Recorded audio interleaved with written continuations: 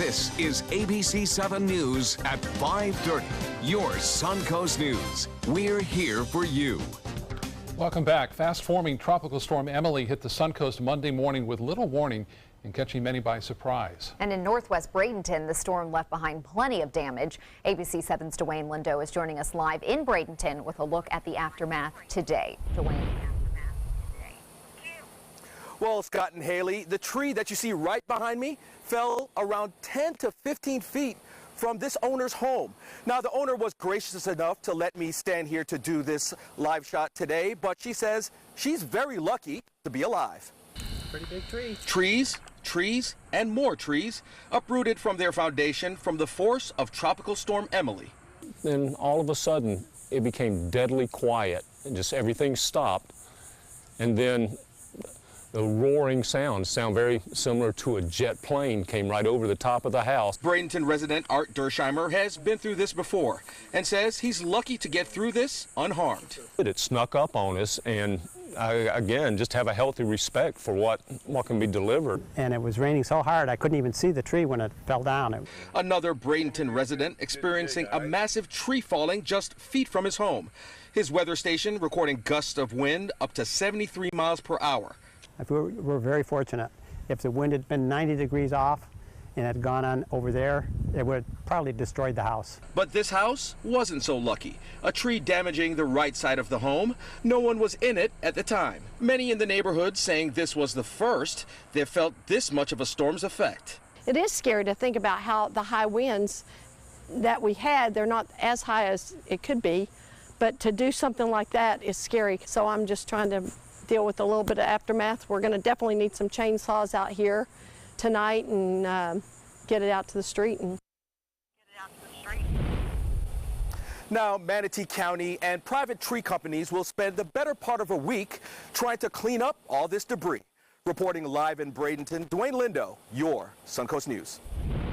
All right, Dwayne, thank you. 24 hours after Emily's wind tossed some small boats around the Sarasota Bayfront, sunshine and calmer waters returned to the waterfront today. Not only is this welcome relief to recreational boaters, it was also important for those who make their living on the water. The operations manager of the LaBarge cruise says they lost several $1,000s yesterday by not being able to leave the marina. Well, it caused us to be shut down all day with the weather due to the severity of the weather to pop up really fast. We ended up being closed all day. People wanted to go out in the water, plus we wouldn't think it would be safe anyways. The LaBarge is just one of several companies that make a living on the Sarasota Bayfront. And now we're going to get a check on today's weather, which is a lot better than it looked yesterday, and head over to Bob. That's right, and tornado confirmed again by the National Weather Service in northwest Bradenton just around 11 o'clock yesterday. As Emily came ashore, it did produce an EF0 tornado, winds at 80 miles an hour. It was on the ground for about 1.3 miles, and it was about 100 yards wide as it made its way through. I know at Orban's Nursery they had sustained damage there, and estimated damage of $96,000 as a result of the strong winds there, and that's just in one location. Well, Emily is now in the Atlantic, and it is pushing off to the northeast now. You can see there it is, and not much to it. It's still being sheared a little bit. We have some deep convection at times developing around it. Top winds are at 35. It's expected to stay as a tropical depression in time. But there's another little leftover thing is that we have this frontal boundary kind of hanging out there in the Gulf of Mexico, and another area of some moderate to heavy rainfall developing in the Gulf of Mexico. To keep an eye on this right now. Showers approaching on into Inglewood right now, and also right there near Venice. This line continues to move off in the northeasterly direction, so expect showers and storms through this evening, and this activity also pretty strong right there into Hardy County and also in the northern portions of DeSoto County. More on our weather coming up in just a few minutes. Back to you. All right, Bob, thank you. New allegations today that the infamous Trump Tower meeting between Donald Trump Jr. and several Russians with alleged ties to the Kremlin. Sources telling ABC News it was the president who dictated the first misleading statement from Don Jr. about the nature of that meeting. As Emily Rao reports, this latest bombshell comes as the White House is reshuffling. New White House Chief of Staff John Kelly's first order of business, calming the chaos in the West Wing. He will do a spectacular job, I have no doubt. The military man already exercising influence on day one with the resignation of White House Communications Director Anthony Scaramucci after less than 2 weeks on the job. But now, another crisis. ABC News confirming President Trump personally dictated the misleading initial statement released by Don Jr. to the New York Times, saying the meeting he, Jared Kushner, and former campaign chairman Paul Manafort had with several Russians with alleged links to the Kremlin was about adoptions and was not a campaign issue. The president didn't sign off on anything. He was coming back from the G20. The president wasn't involved in that. Trump's legal team then denying the president had any involvement. But sources for ABC News and The Washington Post are refuting that. Don Jr. later releasing the email chain which confirmed the meeting was campaign related and that he was told the meeting would be with a Russian government lawyer who had dirt on Hillary Clinton. The idea that the president himself drafted a statement that was misleading, that's a big problem for the White House that's been trying to say he's not been involved. Today, the White House insisting the president was not directly involved in writing the statement and that the original statement was accurate. He certainly didn't dictate, but, you know, like I said, he weighed in, offered suggestion like any father would do. Sanders calling the whole thing a PR stunt and a phony, false narrative. Emily Rao, ABC News, Washington. New developments tonight involving the Pulse shooting in Orlando. A federal judge is now allowing the wife of the shooter to get a mental evaluation. The judge in Noor Salman's case says that she can be evaluated by a psychologist or psychiatrist picked by prosecutors since her defense attorneys plan to introduce evidence related to her mental health. Salman has pleaded not guilty to obstructing the investigation and aiding and abetting her husband, Omar Mateen, who opened fire at the club in June of 2016. 49 people were killed at the club in that shooting. Salman's trial is set for March. Florida's mandatory minimum gun laws are upheld by an appeals court judge who also criticized the laws. The judge regretfully agreeing a man's 20-year sentence for firing a gun into the ground must be upheld. The judge called Eric Wright's case a classic example of how mandatory minimum sentencing laws create injustices. Court documents show Wright was at his fiance's Jacksonville home in 2013 when an ex-girlfriend barged in and refused to leave. Wright pulled out a gun and fired it into the ground to scare her. The trial judge said she was forced by law to sentence him to 20 years for aggravated assault, despite him not having any criminal record. The law changed last year to eliminate aggravated assault from mandatory sentencing, but it was not retroactive. The look of your driver's license is about to change. Later this month, 8 tax collector offices around the state will begin offering new ID cards. One of those 8 locations is here on the Suncoast. It's the office on 301 West in Bradenton. The new credentials are supposed to be more difficult to counterfeit while making personal information stored on the ID more secure. A representative for the Florida Department of Highway Safety and Motor Vehicles says that Florida ID cards have not been updated in more than a decade.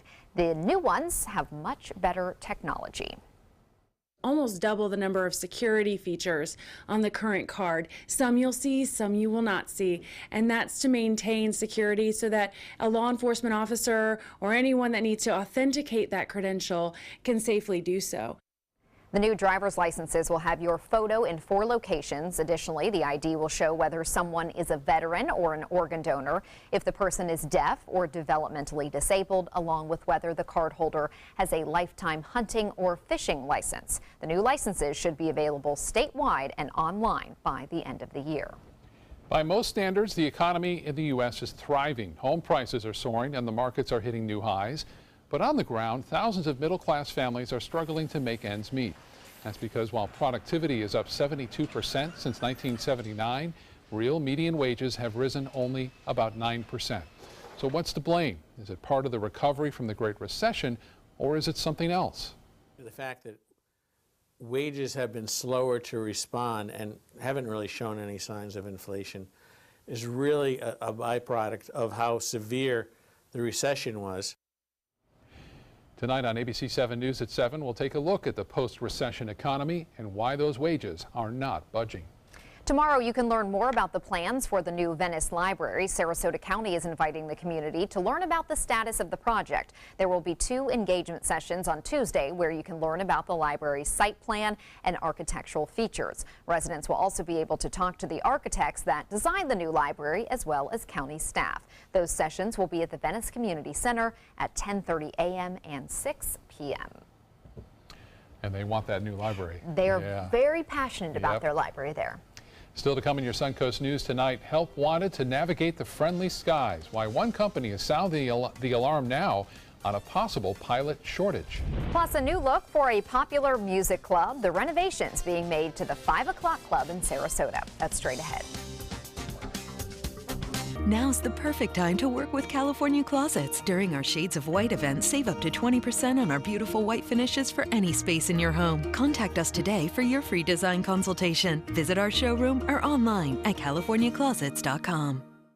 During the past 10 years, Tidewell Hospice volunteers have provided more than 1 million hours of service. They sit with patients, giving caregivers a break. They work in offices. They take their furry friends on pet therapy visits. They even clown around. Every task performed by a volunteer makes a difference in the lives of our patients and their families. Join Tidewell's volunteer team. They're truly 1 in a million.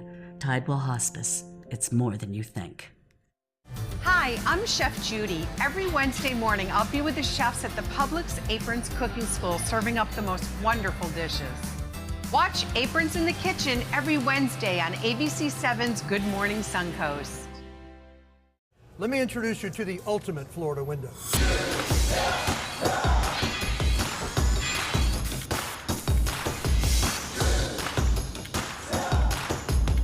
Do you feel safer with this or this?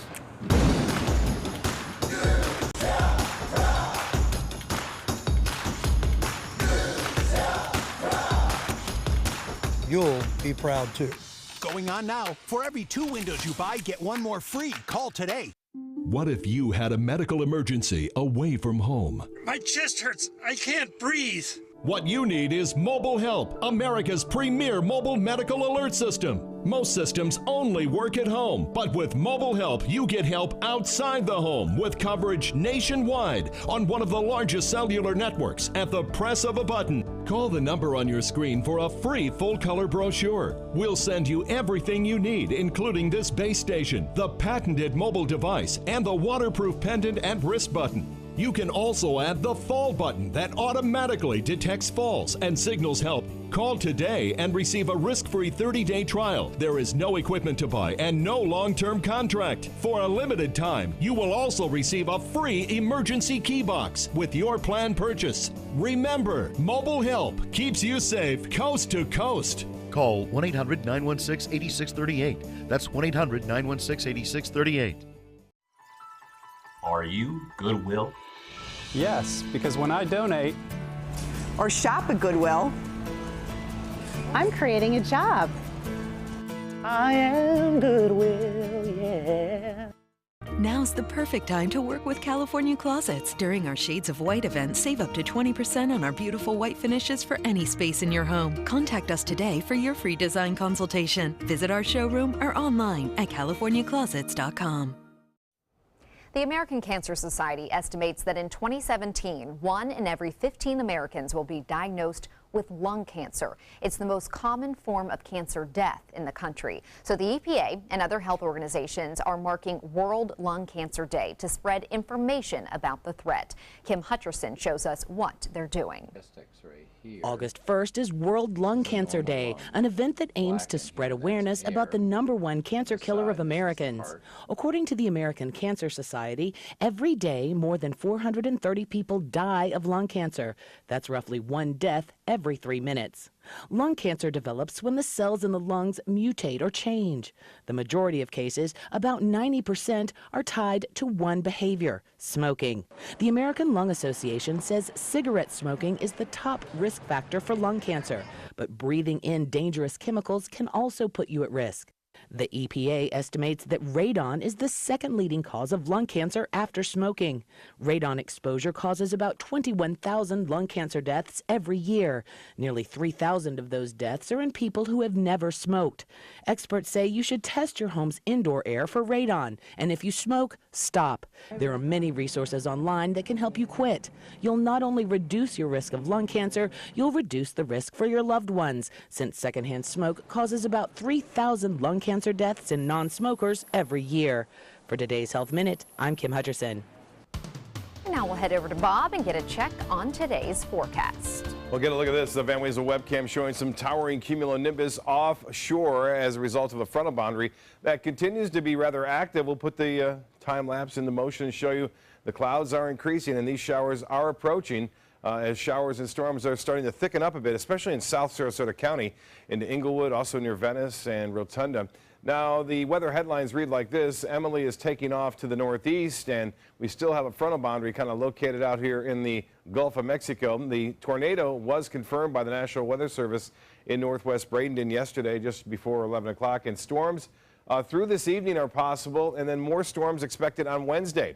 Well, as far as that tornado goes, it was an EF0. That's 65 to 85 mile-an-hour winds. It's the lowest on the enhanced Fujita scale. And we had some damage associated with it, up to almost $100,000 worth of damage. Northwest Bradenton tornado, 80 mile-an-hour winds on the ground for 1.3 miles, and the width was 100 yards, which is fairly typical with tornadoes in Florida. They hit, get, move on, and they don't stick around very long at all. So again, that's what we had yesterday, confirmed by the National Weather Service survey team. Well, they're a bow echo, if you will, moving right into Venice and Inglewood. Some very heavy rainfall.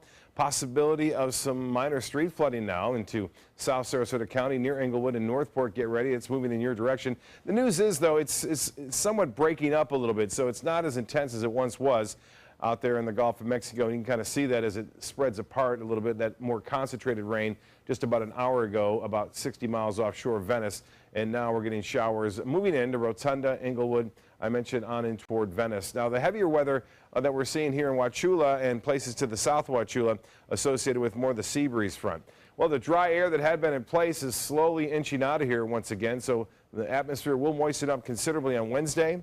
A good shot for showers and storms on Wednesday at any time during the day. 87 degrees right now. The clouds have indeed moved in. West to southwest winds are at 8 miles an hour, so not very strong out there. The pressure 29.99 inches. That has been rising ever so slowly throughout the day. The high today was a couple degrees shy of the average. So was the low this morning at 73. The record 101 set back in 1972. Well, the rainfall, we've caught up, but now we're going below it a little bit for today. We haven't had any rain at the Sarasota Bradenton Airport. Those winds will be out of the west to southwest through tonight and tomorrow. And more moisture moving in along that old frontal boundary will bring us showers and storms. A pretty good chance of that happening tomorrow. Rain chance fairly high at 70%. 91 in Orlando, Jacksonville at 87. Cooler with some rain, heavy rain in Miami at 75 degrees. This particular model did not really figure that out there in the Gulf of Mexico, so I wouldn't give it much credit through the next 12 hours or so. But tomorrow, a good chance for showers and storms moving onshore associated with that moisture out there in the Gulf, and a little disturbance rotating around it. For boaters tomorrow, winds out of the southwest, but keep an eye out for the storms moving through. And winds and seas will be higher near those. 2-foot seas, a light chop on the bays and inland waters. The water temperature now at 89 degrees. Beaches, it'll be hit or miss. We'll have some showers at times, some scattered thunderstorms. Otherwise, mostly cloudy. High tide upcoming 10:50, and a low tide will be at 2:53. The forecast tonight, showers and storms. Otherwise, partly cloudy and warm, 78 for your low. Tomorrow, variable clouds, a 70% chance for showers and thunderstorms. Some of that could bring some locally heavy rain, 89 for a high. And the extended forecast, less of a chance on Friday, and then back to more seasonal conditions on Saturday and Sunday with those afternoon and evening storms. Back to you. Thank you, Bob. Now to Suncoast Traffic Watch. Traffic is still backed up along US 41 in the north and southbound lanes near Fruitville Road. Maybe lots of job opportunities in the friendly skies. Depending on the source, the U.S. could face a shortage of pilots in the near future.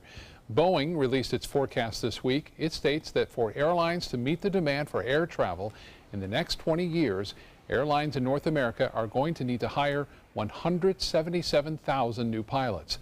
Not having enough pilots could wreak havoc on air travel, grounding planes and reducing service to some cities if routes are cut or curtailed. Still, pilots and their unions contend there is no shortage, only a perceived one.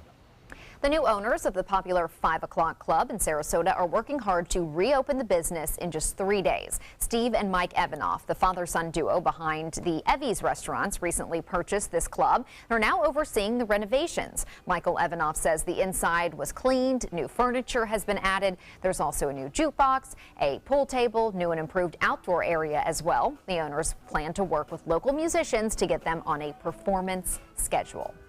An iconic restaurant on the Suncoast is closing, but not for good. The Linger Lodge restaurant in Manatee County is closing for maintenance and renovation work. The restaurant sits on the banks of the Braden River. It's known for its unusual stuffed animal displays, all the taxidermy throughout the restaurant. The new owners plan to install a new roof, add handicap accessible restrooms, also upgrade the electrical wiring and plumbing. The restaurant is expected to reopen in October, in time for season, of course.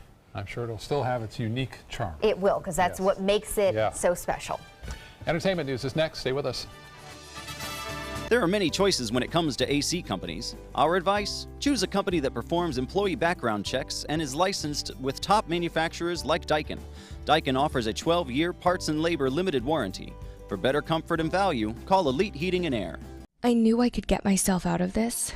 I just needed some hope and some help. I took the first step to recovery when I made the call. Since 2014, Addiction Hope and Helpline has answered calls for recovery and treatment 24/7, 365 days a year. If you're depressed, drinking, using drugs, or taking pills, call now and talk to someone who cares.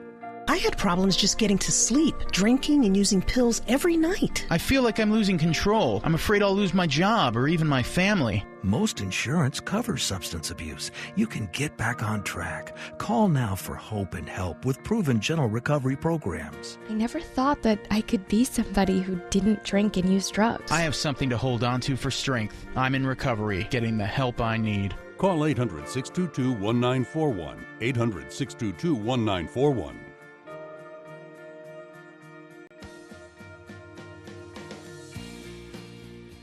Is your old garage door stuck or broken? Would a new one give you a lift? Let Precision Door Overhead Garage Door Service of Sarasota come to the rescue with prompt and affordable repair service. Replacement doors come with an array of styles and colors, and they are rated to meet and exceed Florida standards. From estimates to installation, your satisfaction is our priority. If you're not 100% satisfied with any product, service, or installation, we will make it right, because Precision Door Service is a name you can trust. Thanks to my volunteer, I am a better reader. Thanks to my volunteer, math seems simple now. Thanks to my volunteer, I discovered new career goals.